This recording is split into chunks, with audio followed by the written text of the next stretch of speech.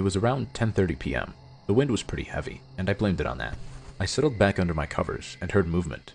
This time, I got up and checked my window, only to be met with a complete still ambiance. The leaves on the front tree didn't even rustle, and there was no apparent wind at all. At this point, my paranoia prevailed, and I headed downstairs to check if every door and window was locked. I felt better seeing everything bolted, so I went back to bed. As soon as I went upstairs, a loud bang sounded off, and I was horrified with the realization that a gunshot had come from directly outside the house.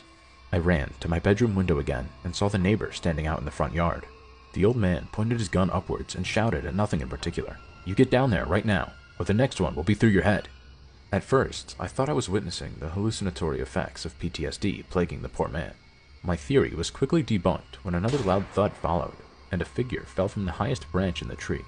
A man stood up, his hands lifted in compliance with the old man and his shotgun. Our neighbor demanded the man lie on the ground, but instead, he took off running. Instincts likely kicked in, and the old man fired at him. I knew he was hit because an agonizing scream echoed down the road.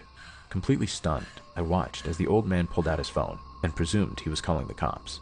10 minutes later, our street was filled with police cars. I checked on Rose and found her with earbuds blasting loud music into her ears. She didn't even hear a thing. When I explained everything to her, she was shaken up and near tears. The cops knocked on our door after arresting the injured man. They took my statement after it was discovered that this was the same man from Best Buy. He had followed us home, and worse yet, he only lived a few blocks away at an abandoned, dilapidated house. As I watched the cops haul the creep away with blood dripping from his feet, I felt immensely thankful for my on-point gut instincts. I knew something was off about him at first glance. Apparently, people in the neighborhood had been complaining about this man for some time, as they spotted him wandering around drunk or dragging heavy bags around with no explanation. His presence was an eerie nuisance. We're not sure what he was planning that night, but we were glad we didn't find out, all thanks to the old man next door we came to know as George. George often invited us over for barbecues. He even taught us how to fire a gun, just in case we needed to protect ourselves in the future.